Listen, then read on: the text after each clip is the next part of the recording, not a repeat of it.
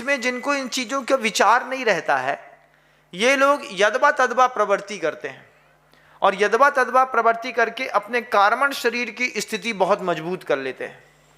वो कार्बन शरीर की स्थिति मजबूत करने पर अगली पर्याय में उसी संबंधी अगर कोई और जीव को परिणाम मिल जाए, स्थान मिल जाए, उनके बारे में हम वहाँ पर चले जाएं, तो फिर हमको उसी तरीके का संक्लेश झेलना पड़ता है।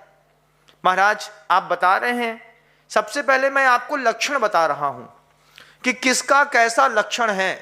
लक्षण की जानकारी के बिना हम अहिंसा धर्म का पालन नहीं कर सकते। अब हमने इसमें देखा कि अग्निकायिक जीवों में विशेष प्रकार का संक्लेश होता है, जितना जल कायिक को नहीं होता। अग्निकायिक को ज़्यादा, वायु कायिक को ज़्यादा होता है। अब हमने इमर्सन रॉड उठाई, ऐसे स्टैंड में टांगी और चलते बने, उठा करके बाल्टी लेकर के चले गए। 1 घंटे तक वह इमर्सन रॉड लगातार जलती रही, बिल्कुल लाल लाल आग छोड़ती रही। वो लाल लाल आग छोड़ते वक्त जो है, आप तो करके चले गए, लेकिन आपकी एक असमीचीन प्रवृत्ति के कारण कितनी देर तक अग्निकायिक के जीवों को जो तीव्र संक्लेश हुआ है, उनके जो परिणामों में आर्त रौद्र पना हुआ है, उसमें कर्म के बंधक आप भी बनते हैं। हमने गलती कर दी। यही गलती आपने वायुकायिक जीवों के साथ कर दी, क्योंकि 2 संवाद सर्वज्ञ शासन कह रहा है कि इन दोनों को बहुत संक्लेश होता है। औदारिक शरीर, तेजस शरीर और कार्बन शरीर, इन 3 शरीर की स्थिति आपकी वायुकायिक और अग्निकायिक में देखिएगा। अब अतिरिक्त मान लीजिए बल्ब जल रहे हैं, अतिरिक्त ऊर्जा का प्रवाह हो रहा है, मशीन चालू करी छोड़ करके चले गए, अब वो चल रही है, चलती हुई स्कूटर है, खड़ी करके निकल लिए।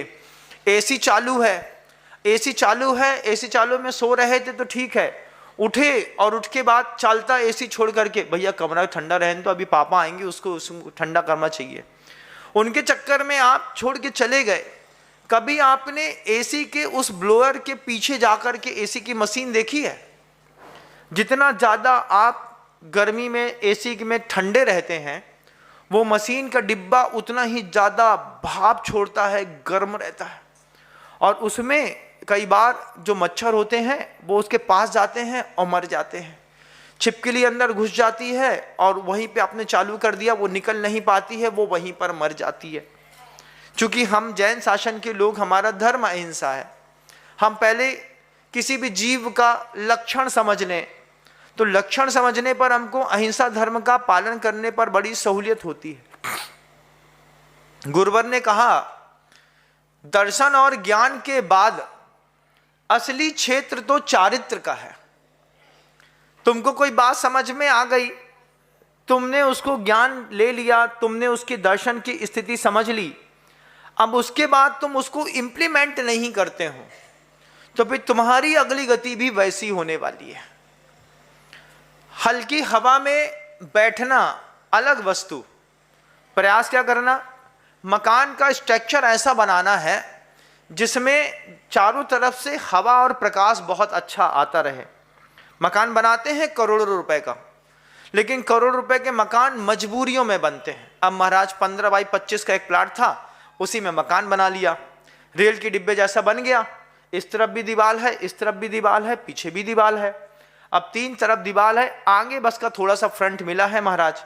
3 तरफ की दीवार है तो ना इधर से सूरज की रोशनी आ सकती है, ना क्रॉस वेंटिलेशन आ सकता है, और रहना आपको उसी में जिंदगी भर है।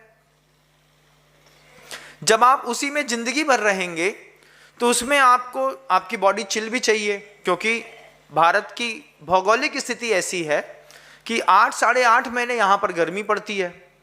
बारिश के दिनों में भी कितनी गर्मी पड़ती है आप महसूस करते हैं। अगर पानी ना बरसे और पंखा ना चले, लाइट गोल हो जाए, तो बारिश में भी आपका दिमाग खराब रहता है।